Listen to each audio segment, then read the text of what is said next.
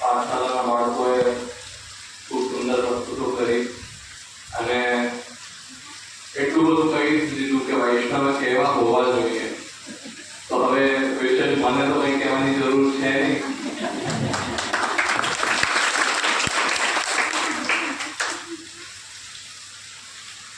આપણો આ કાર્યક્રમ પવિત્ર એકાદશી અને દ્વાદશીના નિમિત્તમાં છે, એટલે એની સૌને અનેક વધાઈ.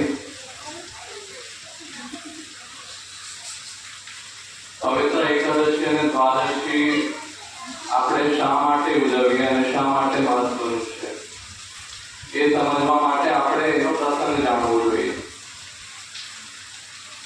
તો મહાપ્રભુજી એકવાર ગોકુલના ગોવિંદ ઘાટ પર વિરાજમાન હતા. ભગવાન શ્રી કૃષ્ણએ એમને પહેલા આજ્ઞા કરેલી કે આપ સર્વ જીવોનો મારા જોડે સંબંધ કરાવો.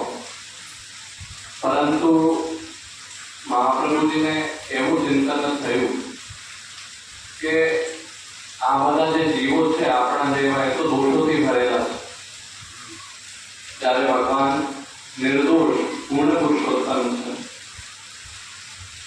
આપણે બધા જીવો સુખ દુઃખના ચક્રમાં અટવાયેલા રહીએ. ભગવાનને તો સદા આનંદ જ છે. ભગવાન બધું જ જાણે છે, સર્વજ્ઞ છે, અને આપણે તો આપણે પોતાનું સ્વરૂપ પણ ખબર નથી કે આપણું વાસ્તવિક સ્વરૂપ કેવું છે. તો એટલા બધા ભેદ છે જીવોમાં, એટલા દોષો રહેલા છે. તો એનો સંબંધ ભગવાન સાથે થઈ જ કેવી રીતે શકે એ પ્રશ્ન ઉદ્ભવે જ, આપણને પણ ઉદ્ભવે. અને ત્યારે મહાપ્રભુજીને પણ એ ચિંતા થઈ. તો ત્યારે મધ્યરાત્રિના સાક્ષાત ભગવાન કૃષ્ણ પ્રકટ થાય છે અને એ દિવસે મહાપ્રભુજીને બ્રહ્મ સંબંધ મંત્ર પ્રદાન કરે છે કે આ મંત્ર દ્વારા જે જીવો છે એનો મારા જોડે સંબંધ થશે. અને એ મંત્ર કે જેનાથી આપણો સંબંધ પ્રભુ સાથે થઈ શકે એ ત્યારે આપ્યો. એટલે જ આ પુષ્ટિ માર્ગ માટે અને પ્રત્યેક વૈષ્ણવ માટે આ ઉત્સવ અત્યંત મહત્વપૂર્ણ છે. અને સાથે પ્રભુએ એ પણ આજ્ઞા કરી કે જે ભક્તનો આપ મારા સાથે હાથ પકડાવશો એને હું ક્યારેય નહીં મૂકું.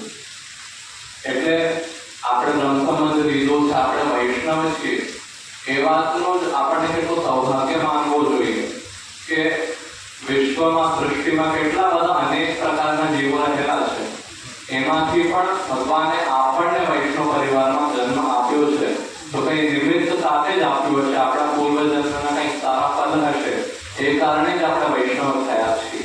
હવે આ જન્મમાં તો આપણે જેટલું કરીએ એ કરીએ, પણ પૂર્વજન્મમાં આપણા કંઈક સારા ફલ રહ્યા હશે, કર્મો રહ્યા છે, એના ફલ સ્વરૂપે આપણે વૈષ્ણવ પરિવારમાં જન્મ લીધો.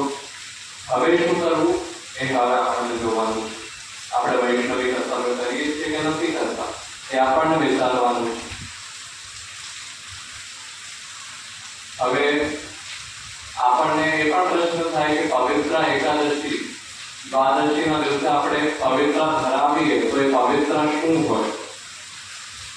તો વેદ શાસ્ત્રોમાં આપણે જઈએ તો એમાં વર્ણન છે કે કોઈ પણ સાધના પ્રણાલી જ્યારે પૂર્ણ થાય તો સૂત્રાઓ પવિત્ર ધરાવવાનો ક્રમ છે કે એનાથી તમારી પૂજા પૂર્ણ થાય. પછી એમાં અલગ અલગ દેવી દેવતાઓના અલગ અલગ સમય બતાવે છે. આ દેવતાને આ સમયમાં ધરાવવું. એવી જ રીતે વિષ્ણુ ભગવાનને શ્રાવણ માસના શુક્લ પક્ષમાં પવિત્ર ધરાવવાનો એમાં વર્ણન છે.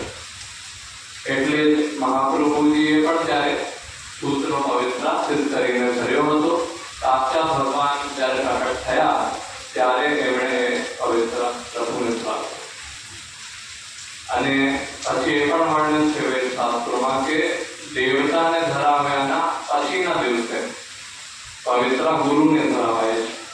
એટલે પવિત્ર એકાદશી અને પવિત્ર દ્વાદશીના દિવસે આપણે પ્રભુ પછી ગુરુને પવિત્ર ધરાવવાનો ક્રમ છે. પરંતુ એમાં વિશેષ મહત્વ એટલે છે કારણ કે આપણને ભગવાને બ્રહ્મ સંબંધ મંત્ર પ્રદાન કર્યો છે. હવે બ્રહ્મ સંબંધ બધા લઈ ગયે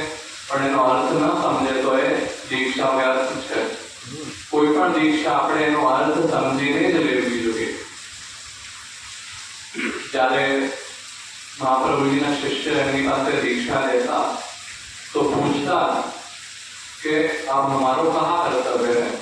ત્યારે મહાપ્રભુજી આજ્ઞા કરતા ભગવત સ્વરૂપ પધરાય કે સેવા કરો, એટલે ઠાકોરજીનું સ્વરૂપ પધરાવીને સેવા કરો, એ જ આપણું મુખ્ય કર્તવ્ય છે. એટલે જેના ઘરમાં પણ પ્રભુ વિરાજે છે સૌભાગ્યની વાત છે, આનંદથી સેવા કરવી જ જોઈએ. જેના ઘરમાં પ્રભુ નથી વિરાજતા તેઓએ એવી ઈચ્છા રાખવી જોઈએ અવશ્ય કે અનુકૂળતા કરીને સેવા કરી શકાય. ત્યાર સુધી સત્સંગ અવશ્ય બધાને કરવો જોઈએ. વૈષ્ણવ તરીકે આપણું કર્તવ્ય છે કે આપણે પ્રભુનું નામ લઈએ, ગુણગાન કરીએ. એ પણ એક રૂપે સેવા જ કહેવાય કે આપણે કીર્તન સ્મરણ પ્રભુના ગુણ ગાઈએ. એટલે સત્સંગના ક્રમમાં સવારે નાહીને શ્રી કૃષ્ણ ચરણોમાં મંત્રનો જપ કરેલો, પોતાના સામર્થ્ય પ્રમાણે જેટલું વધારે કરી શકો એટલું સારું. અને ઘણાને એ પણ પ્રશ્ન ઉદ્ભવે, અને આપણા સંપ્રદાયમાં એ વાત પણ પ્રચલિત થઈ ગઈ છે કોઈ રીતે કે વલ્લભકુલના ઘરમાં જે ઠાકોરજી બિરાજે છે અથવા હવેલી કે મંદિરમાં બિરાજે છે ઠાકોરજી, એ એમનો મહત્વ વધારે કહેવાય. આપણા ઘરમાં જે બિરાજે છે એમના કરતા નામ એમનું ઓછું મહત્વ. એવું જરાય નથી. મહાપ્રભુજીએ બધા માટે સમાન પોતાનું સર્વસ્વ એવા પ્રભુ બધાને સમર્પણ કરી દીધા છે કે હવે તમે એમની સેવા કરો. મારું જે સર્વસ્વ છે એ હું તમને આપું છું. એટલે પ્રભુમાં એવી કોઈ પણ ન્યૂનતા નહીં જોવી કે મારી ઘરમાં જે ઠાકોરજી બિરાજે છે એમનું મહત્વ હવેલીના ઠાકોરજી કરતા ઓછું. જો કે એવું વિચારવું તો દોષ સ્વરૂપ છે કે તમે ભગવાનને નીચા કેમ કરો છો. ભગવાન તો બધે જ એક સરખા જ છે. એવું નહીં કે વલ્લભકુલમાં બિરાજે છે વધારે મહત્વપૂર્ણ અને આપણા ઘરમાં ઓછા. એવું ક્યારેય નહીં વિચારવું. પોતાના ઘરમાં જે બિરાજે છે આપણા માટે તો એ જ નિધિ સ્વરૂપ છે. એટલે આનંદથી બધું સમર્પિત કરી એમને સેવા કરવી જોઈએ. હવે દીક્ષાની વાત કરીએ તો પુષ્ટિ માર્ગમાં આપણને બે દીક્ષા પ્રાપ્ત છે, શરણ દીક્ષા અને બ્રહ્મસંબંધ દીક્ષા. શરણ દીક્ષાથી આપણે ભગવાન શ્રી કૃષ્ણને ચરણે જઈએ છીએ, એવો ભાવ આપણા મનમાં જાગૃત કરીએ કે હું ભગવાનને ચરણે છું, ભગવાન જ મારા રક્ષક છે. હવે જેમને શરણે આપણે ગયા છીએ એમને જ આપણે પછી બધું સમર્પિત કરી દઈએ છીએ. આપણું જે કંઈ પણ છે બધું બ્રહ્મસંબંધ દીક્ષા દ્વારા આપણે ભગવાનને સમર્પિત કરીએ.